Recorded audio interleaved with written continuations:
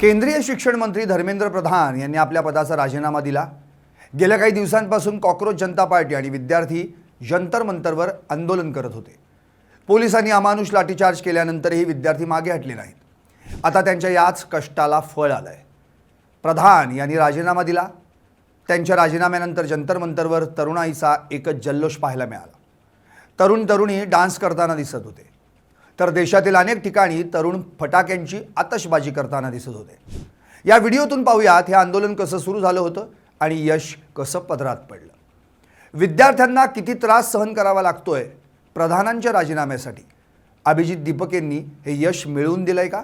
या विजयातून सोनम वांगचुक यांना वगळण्यात आलंय का? नमस्कार, मी संदीप आणि तुम्ही पाहता LS मराठी। नीट पेपर फुटी झाली आणि तरुणांमध्ये प्रचंड आक्रोश होता। यातच भारताचे सरन्यायाधीश सूर्यकांत दास यांनी तरुणांना झुरळाची उपमा दिली, ज्यामुळे या बेरोजगार तरुणांमध्ये प्रचंड रोष पाहायला मिळाला। हा रोष पाहताच अभिजित दीपकेंनी कॉकरोच जनता पार्टीची स्थापना केली। त्यांनी CJPची स्थापना करताच देशभरातील तरुणांनी याला प्रतिसाद दिला। काही तासातच CJPचे भाजपपेक्षा जास्त फॉलोअर्स झाले। हे आंदोलन डिजिटल युगात सुरू होतं। केंद्र सरकारला वाटलं हे झुरळं फक्त इन्स्टावरती रील स्क्रोल करतील, यांचा काही धोका नाही। मात्र काही दिवसांनी अभिजित दीपके भारतात आले आणि त्यांनी जंतर मंतरवर आंदोलन करायचं ठरवलं। CJPनं जंतर मंतरवर पहिलं आंदोलन केलं। त्यानंतर देशभरातील अनेक शहरांमध्ये आंदोलनं झाली। यानंतर CJP आणि विद्यार्थ्यांनी जंतर मंतरवर आंदोलन करायचं ठरवलं। त्यावेळी सोनम वांगचुक यांनी देखील आंदोलनाला पाठिंबा दिला। त्यांनी आमरण उपोषण पुकारलं। केंद्र सरकारनं 18 ते 20 दिवस या उपोषणाची दखलच घेतली नाही। मात्र सोनम वांगचुक यांची प्रकृती बिघडली। त्यांचं वजन घटल्यानंतर त्याचे काही व्हिडिओ सोशल मीडियावर व्हायरल झाले। यावरून देशभरात संतापाचं वातावरण पाहायला मिळालं। देशभरातील विद्यार्थी थेट दिल्लीकडे जायला निघाले। जंतर मंतरवर विद्यार्थ्यांची मोठी गर्दी पाहायला मिळाली। देशभरातून मोठा पाठिंबा मिळताना पाहून सोनम वांगचुक आणि अभिजित दीपकेंनी संसदेवर मोर्चा काढायचं ठरवलं। मात्र अचानक दिल्ली पोलिसांनी सोनम वांगचुक यांना पांढऱ्या कपड्यातून उचलून नेत रुग्णालयात दाखल केलं। अनेकांनी वांगचुक यांचं अपहरण करत नजरकैदेत ठेवण्यासाठी पोलिसांनी उचललं अशी टीका केली। वांगचुक यांना पोलिसांनी उचलताच देशभरात आक्रोश पाहायला मिळाला। वांगचुक आंदोलनात नसताना देखील तरुणांनी संसदेवर मोर्चा काढला। हा मोर्चा मोडून काढण्याचा मोदी सरकारनं पुरेपूर प्रयत्न केला। पोलिसांनी आंदोलक विद्यार्थ्यांवर लाठीचार्ज केला। यावेळी पोलिसांनी खिळे असलेल्या काठ्यांनी मुलांना अमानुष मारहाण केली। मुलींचे कपडे फाडल्याचा आरोप देखील पोलिसांवर करण्यात आला। पोलिसांनी मुलींनाही अमानुष मारहाण केली। निष्पाप विद्यार्थ्यांवर अश्रुधुराचा माराही करण्यात आला। पोलिसांनी मणिपूर, जम्मू काश्मीरमध्ये वापरण्यात आलेल्या पॅलेट गनचा देखील वापर केल्याचा आरोप आहे। या पॅलेट गनमुळे काही जणांना आपला डोळा गमवावा लागलाय।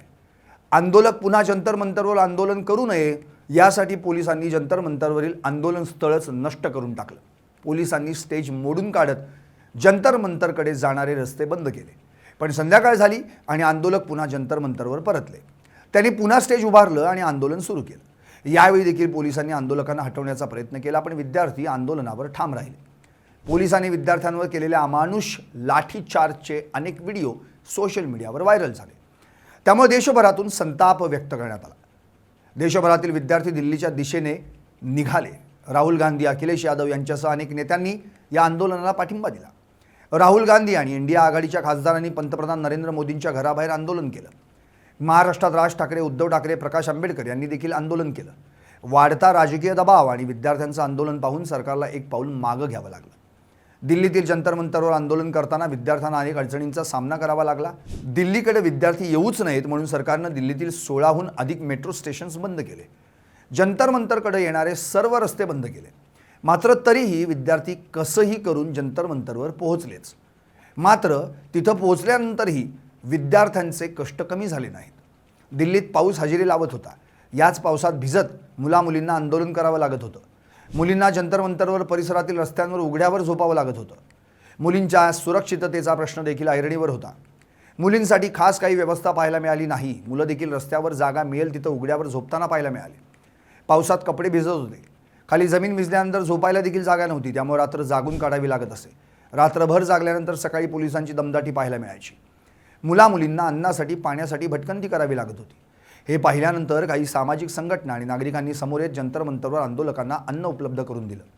जे नागरिक आंदोलनात सहभागी होऊ शकले नाहीत त्यांनी घरी बसूनच ऑनलाईन विद्यार्थ्यांसाठी अन्न पाठवलं। फूड डिलिव्हरी बॉय एका दिवसात 10 वेळा जंतर मंतरकडे चक्रा मारताना दिसत असे. एवढं अन्न आलं की CGPला ट्विट करत म्हणावं लागलं की आता माझ्याकडे खूप अन्न आहे, आता कृपया पाठवू नका. घरी बसून हे लोक आंदोलक विद्यार्थ्यांसाठी अन्न पाठवत होते, पण इकडे काही निर्दयी पोलीस हे अन्न डिलिव्हरी बॉयकडून जप्त करून घेत असे. आंदोलकांना अन्न पाठवत नव्हते. हा सर्व संघर्ष सुरू असताना आज धर्मेंद्र प्रधान यांनी राजीनामा दिला. त्यामुळे विद्यार्थ्यांच्या या कष्टाला आणि आंदोलनाला यश आलं.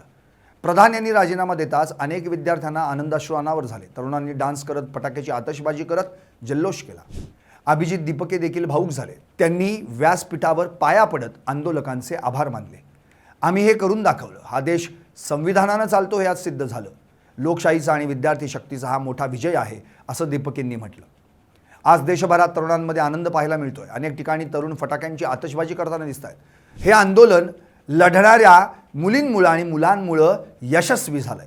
मुली आपल्या सुरक्षिततेचा जीवाची पर्वा न करता जंतर मंतरवर ठाण मांडून राहिले. तरुण देखील जंतर मंतरवर पोलिसांच्या लाठ्याकाठ्यांचा सामना करत आंदोलन करत राहिले. अखेर या कष्टाला यश मिळालं आणि जेन झी काय असतात हे देखील सरकारला कळालं. कॉक्रोच जनता पार्टीचं सोशल मीडियावर सुरू झालेल्या मीम्सच्या माध्यमातील या आंदोलनानं प्रत्यक्ष रस्त्यावर उतरून विजय मिळवून दाखवला. या जेन झी बाबत तुम्हाला काय वाटतं आणि हे यश कुणाकुणाचं आहे, कमेंट करून नक्की सांगा. Bureau report, LS Marathi.